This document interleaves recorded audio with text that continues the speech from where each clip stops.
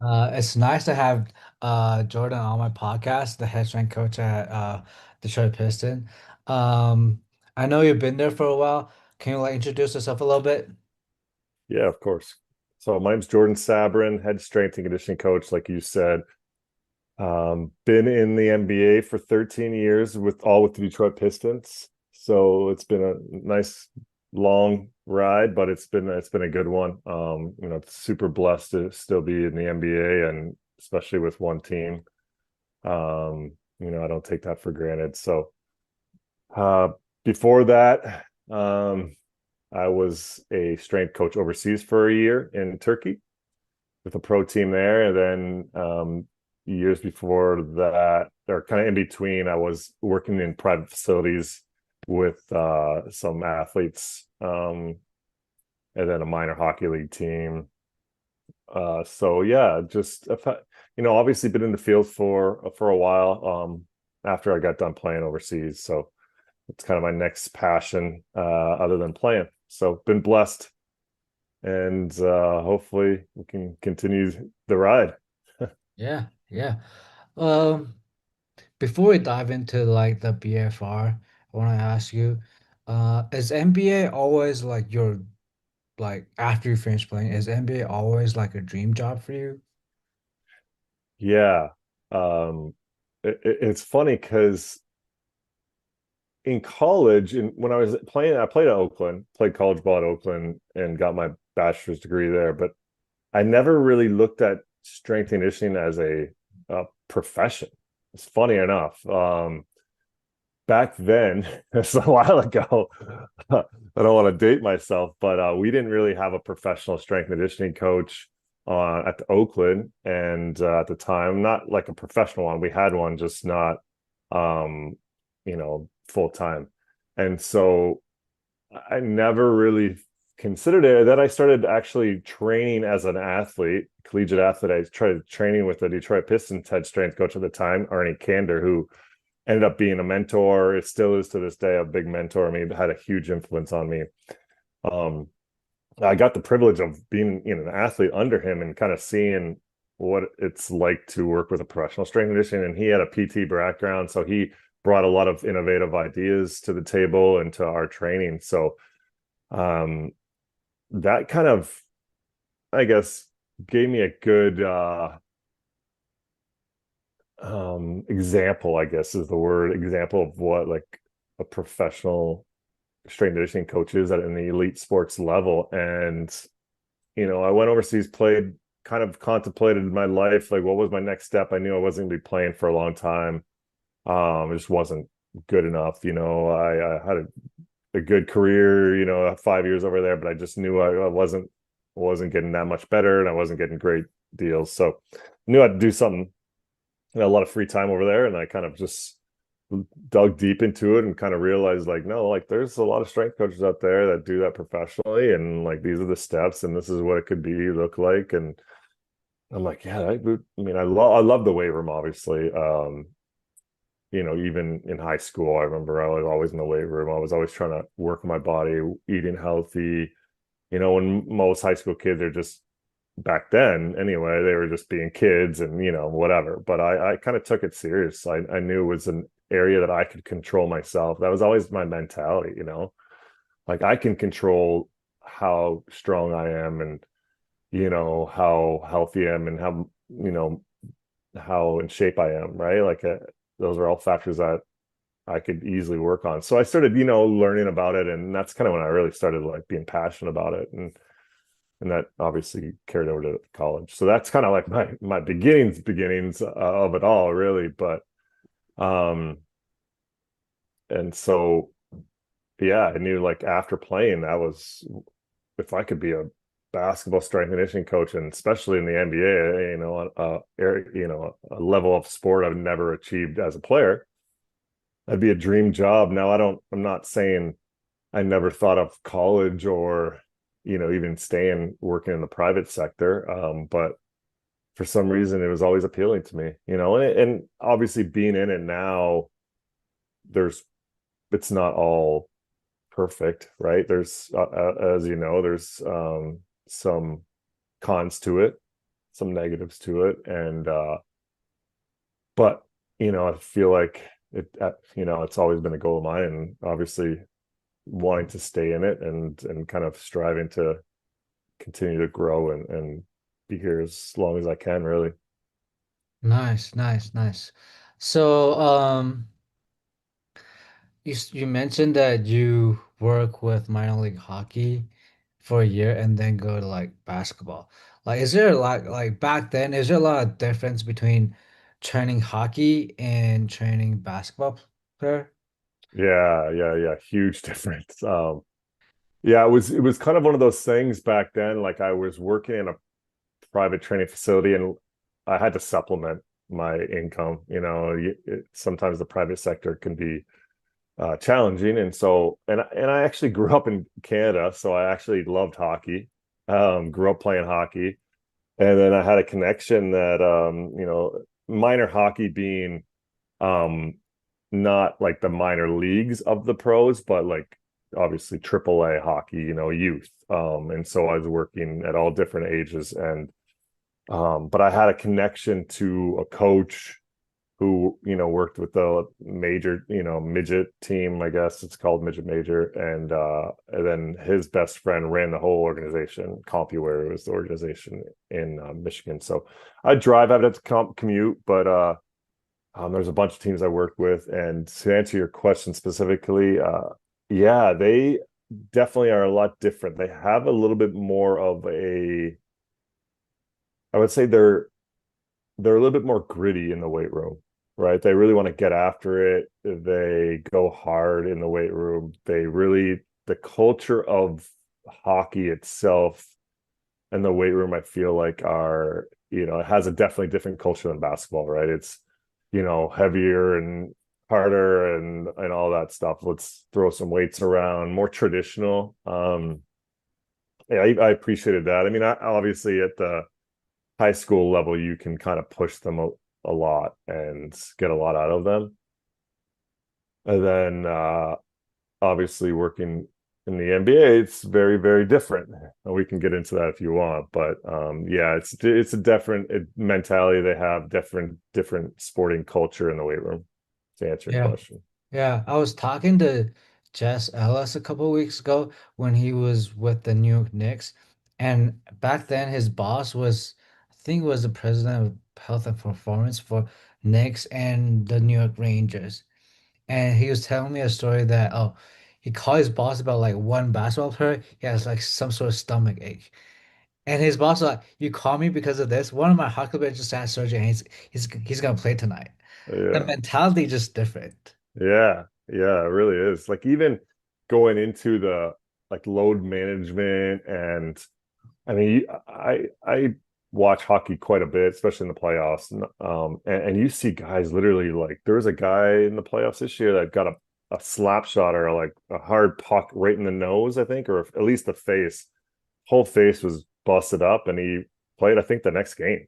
I don't know how many surgeries or what, but I don't even know if he could breathe out of his nose. I think it hit him square in the nose. It probably just blew it up, but he played the next game. And those guys are playing through a lot, and we in the NBA see a lot of guys that maybe not play through as much stuff like that, but there's obviously reasons for that. And it's just kind of how it is. I don't fault them for it. I think it's just kind of how it is, right? Like it's if you want to talk culture, if you want to talk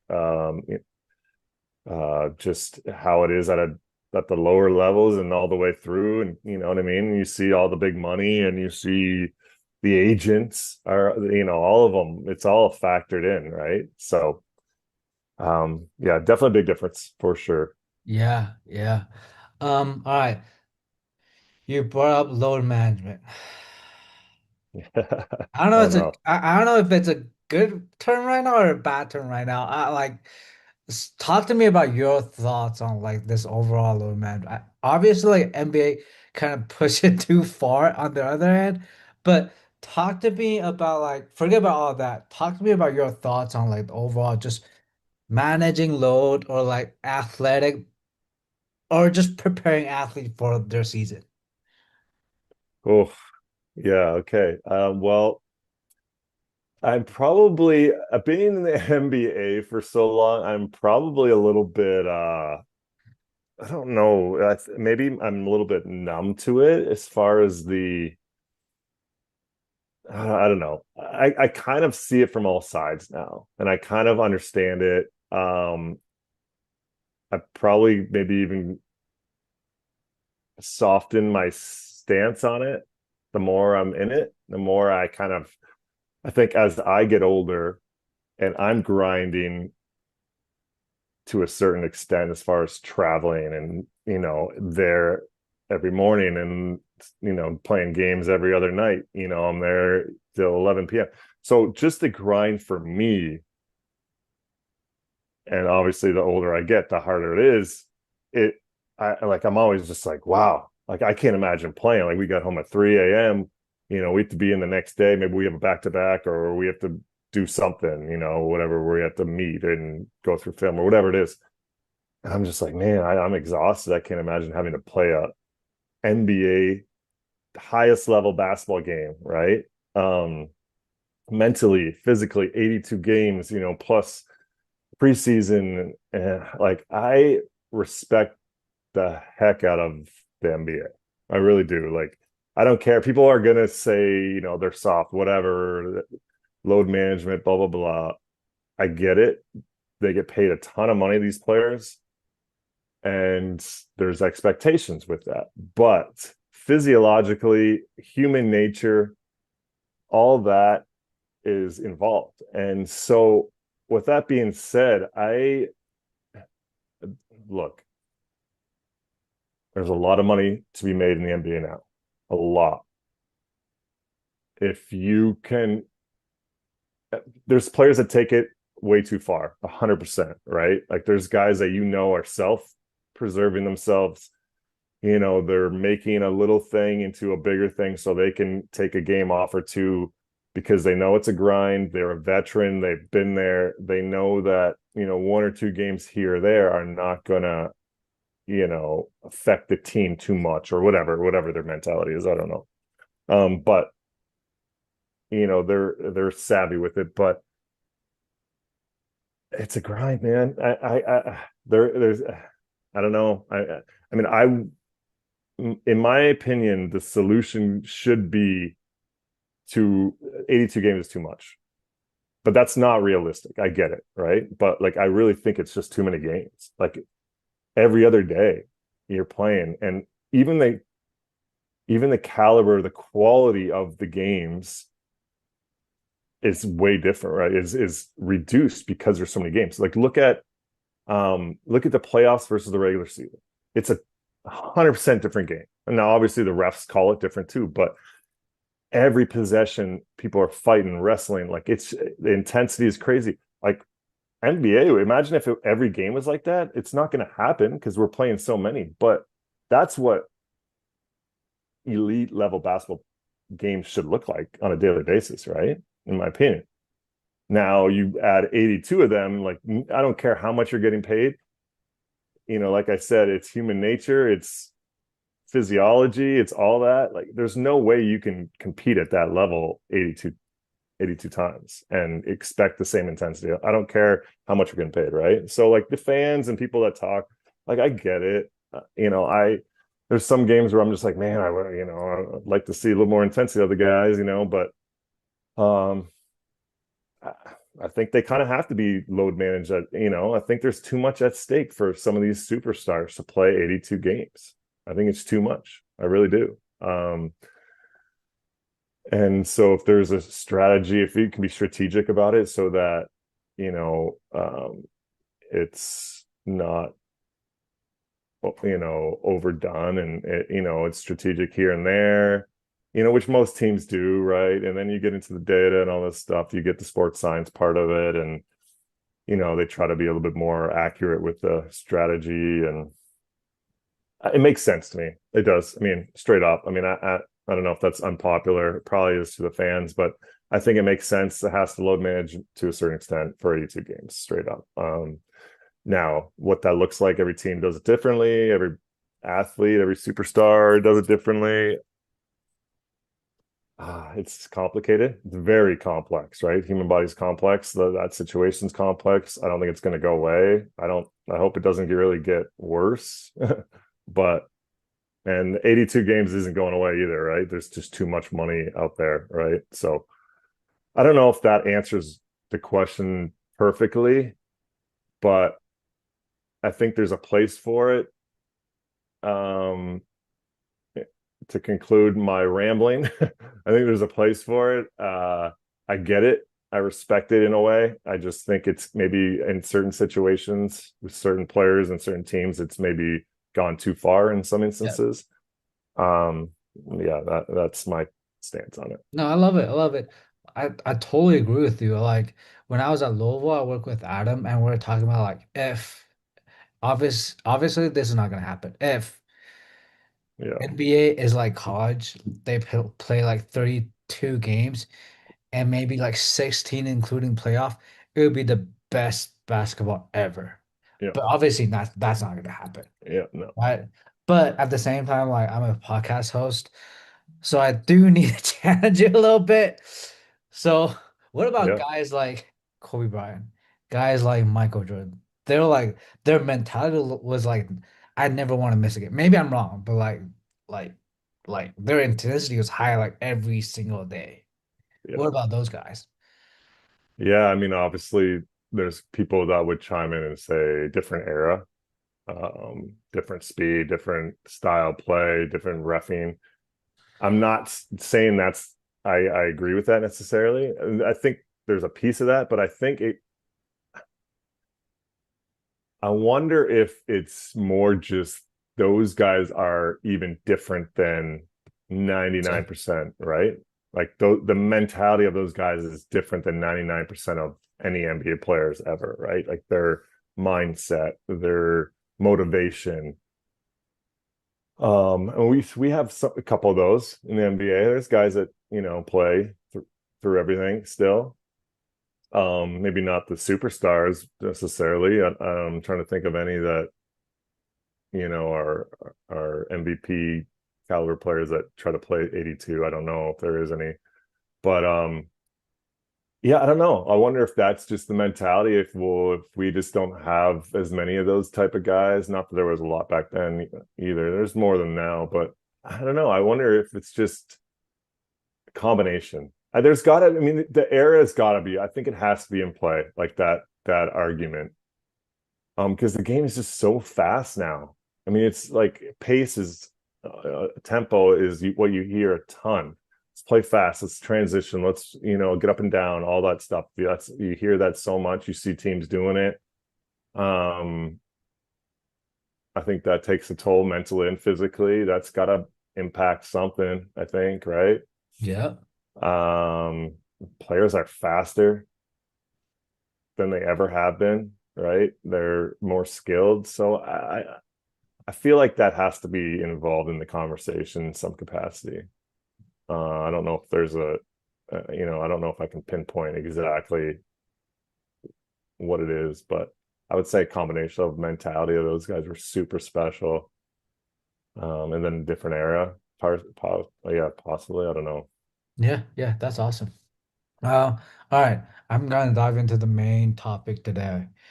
Obviously, it's BFR, and you've been posting a lot. And uh, if maybe correct me if I'm wrong, but like your PhD is based on BFR. Am I correct? Yep, yeah, yeah, Yeah.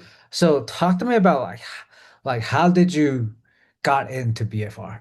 yeah. So I got into BFR obviously well before I started my PhD. We just started using it, exploring it, learning about it. We had, some people come in and do courses with us. Yeah, I think it started with one of our PTs, to be honest, brought it in, did a course, off campus and offsite, I guess I should say, and kind of brought it in and was like, yeah, this is, we should consider doing this, or maybe they started implementing it in their rehabs and PT part of things. Then we ended up bringing Owen's recovery in and doing a couple courses and we kind of all learned about it. And then we just started adopting it. Like really what it came down to is we started kind of going back to like what I mentioned earlier. Like the longer I'm in the NBA, the more I kind of respect the grind of it, the challenges of it. And so we kind of just like analyzed and observed it and felt it ourselves, just the grind. And we're kind of like, man, there's a lot of times where we're just like, does it make sense to load these guys? Like, are we just loading them just to check a box? Like, does it make sense to stress their body more in the weight room? I'm talking, obviously, as a strength coach, does it make sense? Like, and if we don't do it today, let's say post game, if we don't do a post game like the NBA, obviously, that's what a lot of people play teams do now. Obviously 10 years ago, we weren't doing it as much, but we were just like, so when do we do it though? If we're not doing it today, tomorrow is a practice day, a day before the game. That's maybe not a good idea to stress them, right? Because they're maybe still recovering from last night's game. And you look at some of the literature just on the residual fatigue of playing elite level sports. I think some of the papers are in soccer, but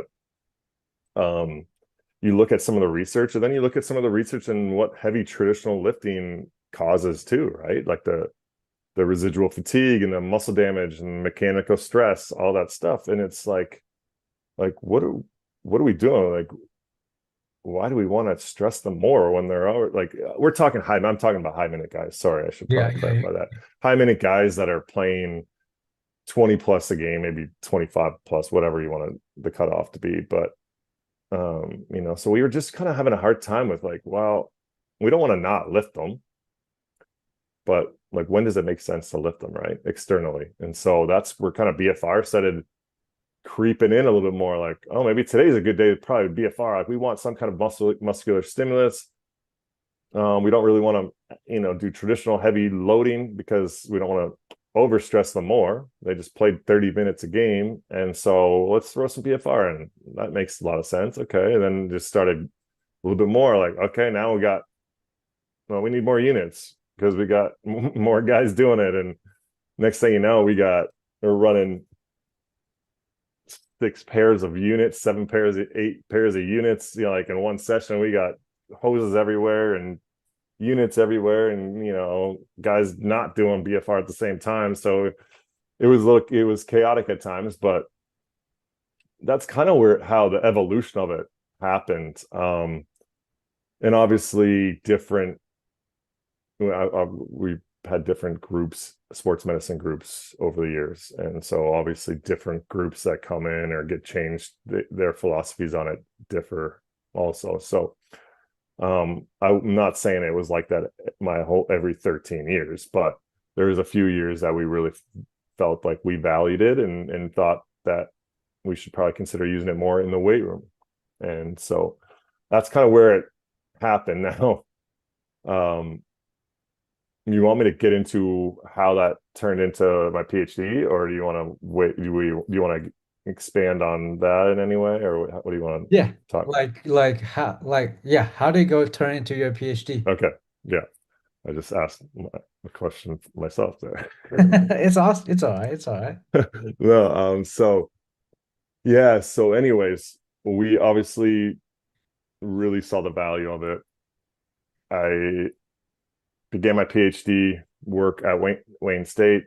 The advisor there I knew for a little bit, and she moved there, and we moved down there right at the same time, and that fell into place like really well. Like I really respected my advisor, Dr. Hugh Butler, and she was willing to take me on, even though I worked in the MBA and the challenges of the schedule and classwork and all this stuff. But I was crazy enough to even consider it.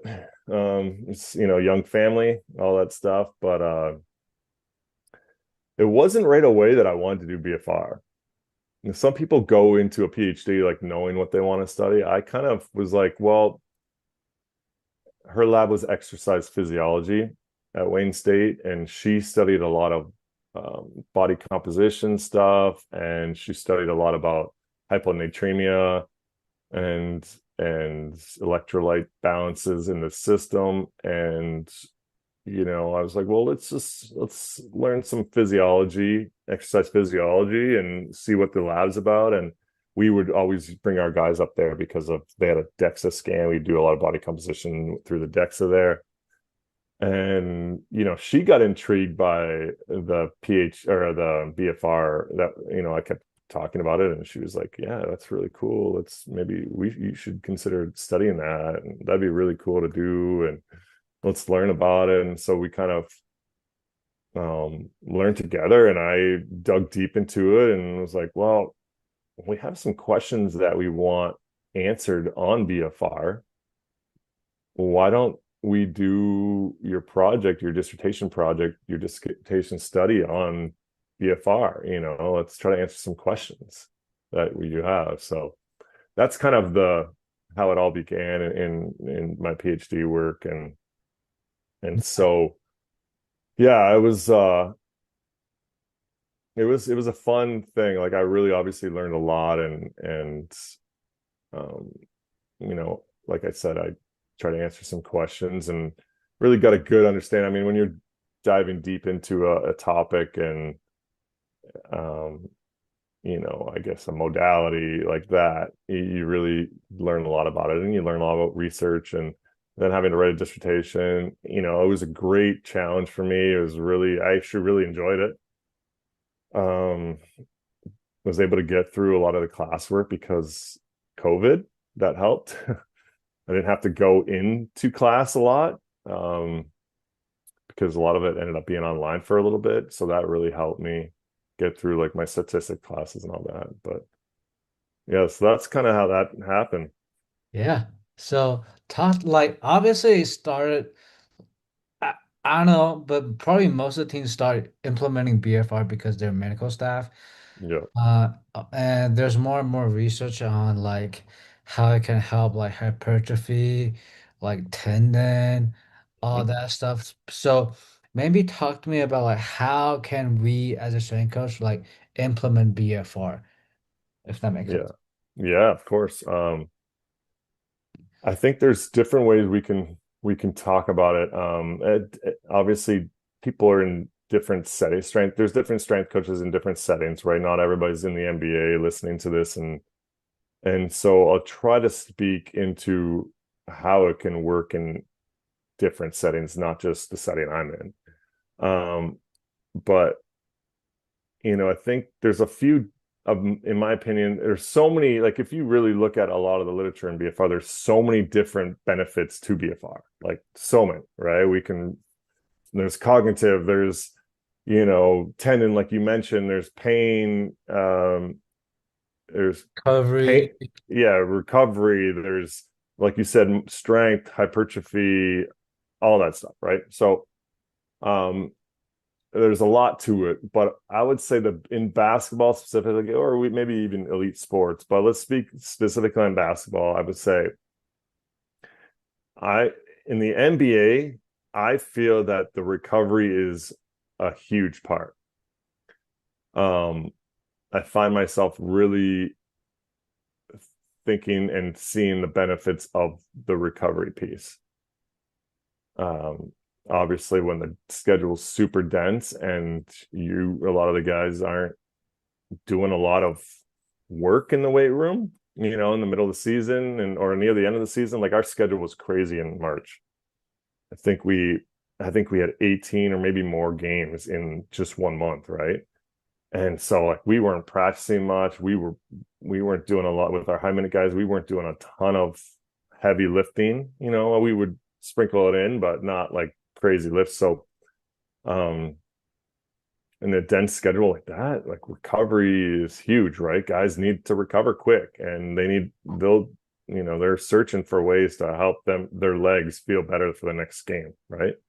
I feel like that's a huge part of it. I really do. I think, and I've seen a lot of players really like the active part, not only the passive where you're just, cuffs, the inflation, deflation part, cycles. They actually like the active part too. They get a little bit more out of it, get a little more muscle activity, maybe more circulation that way. So I feel like that's a huge part. You mentioned it, like tendon, like that's we hear so much of tendon issues with basketball players specifically, or any explosive sport like basketball. There's so much discussion, talk about tendons and how do we address them and how do we make them resilient or whatever. And I think BFR can really help with that. Now, there's a couple aspects specifically about the tendons that we can get into. There's like the pain modulation part of it, the analgesic effect or whatever you want to call it, where if you expose an athlete to BFR, you can give them a little bit of pain relief from, if let's say if it's a tendinopathy that's very symptomatic, you can get some pain relief with BFR, and that allows you to load. Once that pain's gone, you can now load in the weight room, whether it be, let's say, you do one exercise of knee extensions, 4 sets, whatever the protocol is. Maybe there's a good chance their tendon's going to feel a little bit better. Now you can do squats or split squats or rear foot or whatever you're trying to really target that day. That's a really good way to do it. And there's definitely a lot of research that shows the benefits of that. Not only that, for tendons, there's some studies out there that show cross-sectional area gains and stiffness gains from blood flow restriction in the Achilles and the patellar tendon. So that's pretty intriguing to me too, right? When, obviously you hear a lot of, for tendon adaptation, you need a lot of mechanical tension or mechanical stress, or you need that kind of stimulation. Whereas, obviously we're talking about 20 to 30% 1 rep max intensity, and you're still getting cross-sectional area and stiffness gains. Like, that's pretty impressive to me. I think the mechanism behind that is a lot of it to do with the collagen synthesis and the growth hormone connection. But obviously, mechanistically speaking, there's a lot of unanswered questions, but the results in the literature are pretty good. Now, I think that's a huge piece for basketball specifically. And then obviously I already mentioned it, but like in the weight room, in basketball, or, not everybody listening is going to be playing 82 games in a season, right? So if it's not the NBA and you're not looking for, your schedule is not as dense, but you're still trying to get extra gains or extra stimuli, I think adding BFR in some situations, for example, after a lift, like maybe you did a normal traditional heavy off-season lift, but a guy has maybe he has a quad asymmetry that he's really trying to target, and maybe he's done a lot already, and it's like, I don't really want to load him more. I think he's pretty cooked.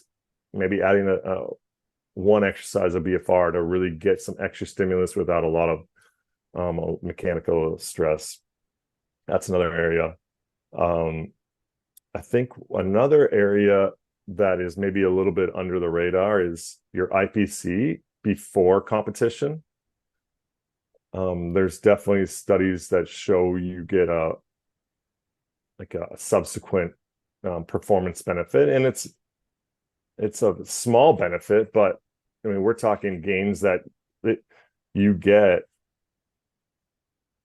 It doesn't matter if it's small. Any gain, it's literally passive exercise. You're not doing anything. You're literally sitting there with cuffs, and you can automatically get, whatever it is. If it's a time sport like running or swimming or whatever, 10th of a second means a lot, right? So whatever the gain is, big or small, you're getting some kind of a immediate performance benefit from just passively using BFR. That's pretty special. I think that's underutilized. That's an area, especially if a guy, say the guy's he's got tired, fatigued legs, maybe he can't get his legs going. That happens in the NBA a lot when you're playing so much, but could happen in any sport. This is a good way to kind of like prime or activate the muscles to get them kind of, a little bit more activated to kind of get going and get a little bit of performance out of it. I think that's another area that could be utilized a lot more. Um, I think those are the main benefits I see in basketball or in elite level sport, that I feel like could really be beneficial. Nice, nice. And so now for collagen synthesis or for the tendon stiffness, is it because like using BFR potentially like increase lactate and it it stimulate growth hormone? Is that the reason why?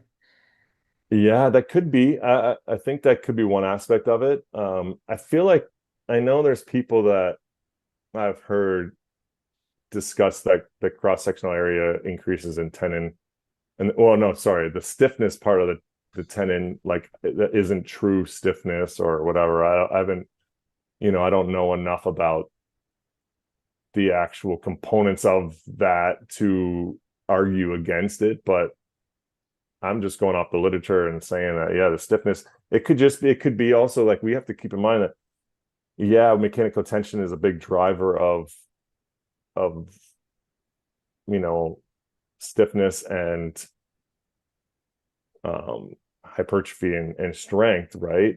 Um, that happens in with BFR because you're essentially fatiguing out the low threshold motor units, right? You're getting type 2 activation because you're fatiguing the low threshold, and your body has to recruit those type 2 fibers to, I guess, get through the exercise. So maybe it's that same mechanism that's creating that mechanical tension and that stress that's producing the stiffness. I don't know.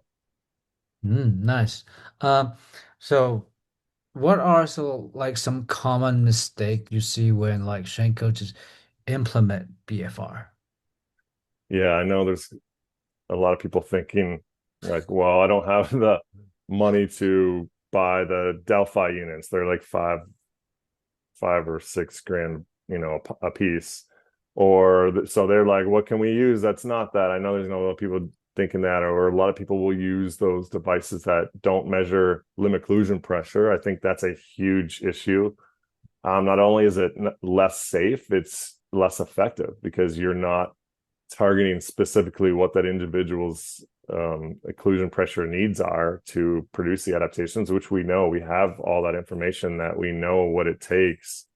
And there's a range, but how do you know if you're even in that range? Like you're just guessing, right? So I think limb occlusion pressure is huge. The width of the cuff is super important. A lot of these cuffs are super narrow cuffs, and they're just not as safe or as accurate. You need a lot more occlusion pressure to occlude the arterial blood flow in those cases. So that's less safe. Um, I feel like the biggest thing though is like people either, especially strength coaches, they tend to just not educate themselves enough on it, whereas they just rely, oh, it's just for medical uses it, so I'm not going to touch it. Or if it's not for rehab, then yeah, it's not for me. I'm not using it. I'm going to just throw some weights around and whatever, right? I feel like that's a big thing for strength coaches. And, I think you're neglecting a little bit of important tool that you can use in some situations, and not for every situation. I'm not like, I don't want to be the guy that's like, oh, he only uses BFR, and he only believes in BFR, and I'm using BFR for everything. Like, no, that's not the case, right? It's a tool, and I think it's a super effective tool in certain situations, but I 1,000% believe that traditional external loaded strength and conditioning is more effective in a lot of situations, if not most situations. But I think BFR is a great tool in some other situations too. So I would say those are the big things that stand out. Also I think it's important to mention that make sure we screen properly. We don't want to be using BFR with somebody with like sickle cell or that has an infection, or there's definitely some contraindications that we want to be aware of, and it's not used just blindly without proper medical approval. Nice. And would you use it like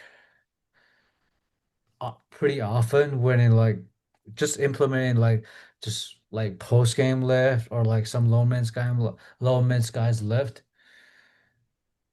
Honestly, I wouldn't. I don't think you need to be honest. Not for in the weight room.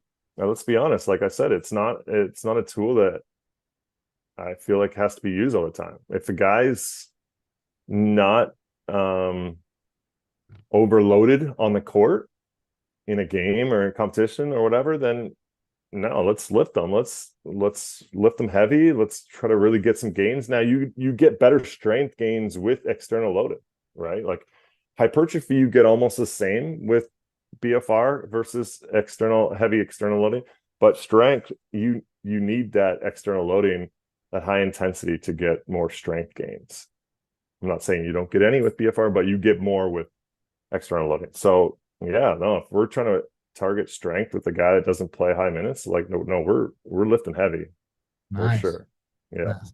All right. Obviously, like the league are trying to implement the whole biomechanics stuff.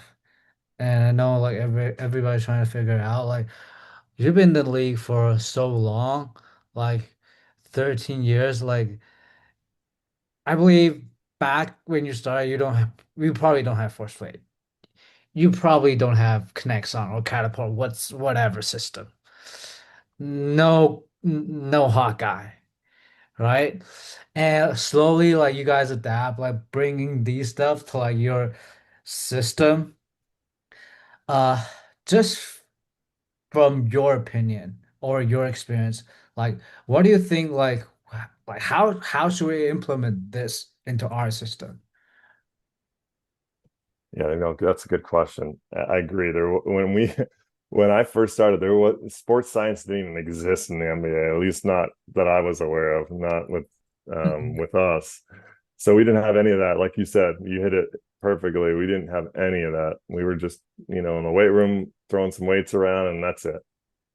Every year kind of we expanded and obviously new practitioners come in and bring something from another team or whatever it is, Europe or whatever. And slowly you end up where we're at now, where there's everything, right? We have all that you mentioned. Now, my stand and obviously the initiative at the NBA and the biomechanical piece. Look, um, I think it's all great. I think it's all good. I think you have to do it. I think there's definitely some. I don't know if my answer is going to be like something that you want to hear. I'm probably going to like. I feel like I don't want to be like too vanilla about it, Nah, right? you're good. You're good. You're good. You're good. I, I just find myself like it. Look, I think the initiative is important. You kind of have to do something, right? Like it's not like we need some answers. We need some answers. We need to collect data first, right? Obviously, I know a little bit about research, collecting data.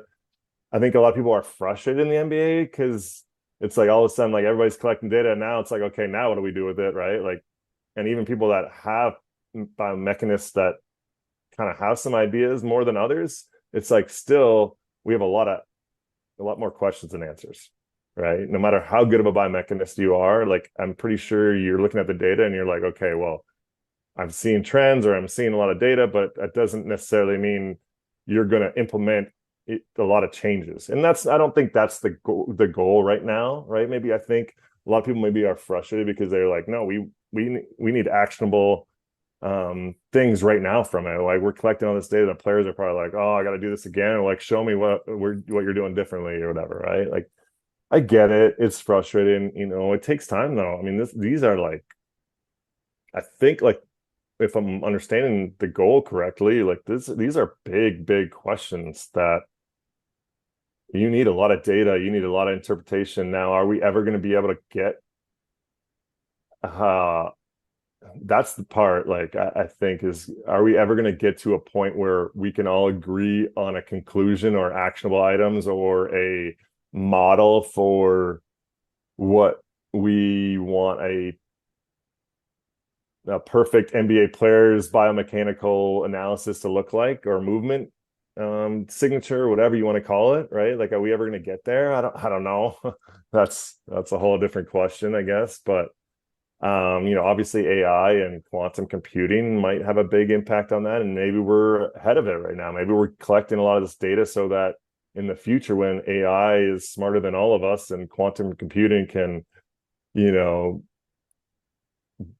come to conclusions that none of us, not the best biomechanic mechanists can figure out on their own, maybe it's a good thing we have this data and we're collecting it right now, because we don't want to get to a point where like quantum computing and AI are, ready to go, and we're like, well, we still need 10 years of data, right? I don't know. Yeah, so that's kind of my take on the biomechanical piece. I think it makes sense. You got to do something. There's a lot of injuries. The injuries aren't going away. These athletes are more explosive. They're faster. Tissues are going through a lot more than they used to, having to deal with that. And, obviously strength conditioning's evolved a ton, but, we're still getting Achilles ruptures, and, tendinopathies are still frequent, right? So we got to do something there. As far as the other sports science, I think I like it. I think it has a place. I've seen a lot of approaches fail in the NBA with sports science. I think, unfortunately, it takes, in my opinion, or at least from my experience, it takes a whole organizational initiative to buy into sports science from all parties, not just the people that collect it, like us or sports scientists, whatever. It takes the management, it takes the coaching staff, it takes the players. I think it takes everybody to be on the same page, and whether that's initially mandated from the president or whatever, and finally gets to a point where everybody kind of believes it's useful and beneficial. However it happens, I think that's the only way to really get the most out of it. Mm. I think there's, to get, not saying you can't, if you don't have that you can't get good actionable data, right? Like, even from like a local muscle testing, is that giving you ideas of specific tissues to target, or is it giving you, is it checking your work? Like, hey, if you're targeting whatever adductor strength, and you've been working on that for a while and you're retesting it and it's not getting stronger, then maybe you gotta, like little things like that, it's helpful, right?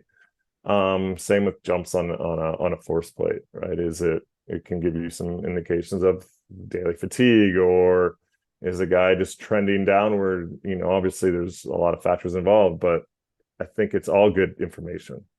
Nice, nice. And I don't think anybody has like a perfect understanding of how to do it perfectly, but I feel like we're getting better at it, I think, over the years. Like you said, 13 years ago we weren't doing any. Now we're doing a lot of it, and I think we're still learning to how to work with it and how to use it, because ultimately it has to benefit us, which benefits the players, right? That's what it really comes down to. So if it's just collecting data, just the data, and the data sitting in your computer, and like, no, like that's not working, right? And I've seen that before too. So it has a place. I think it has to be done, and I think hopefully we'll continue to um, grow our understanding of how it can help. Nice, nice. What's interesting is like actually last month I went to visit four different biomechanics lab in the country, and they all work with hockey, soccer, pro hockey, pro soccer, pro baseball. One actually work with like private, like one actually work with some agent. They sent NBA players over there.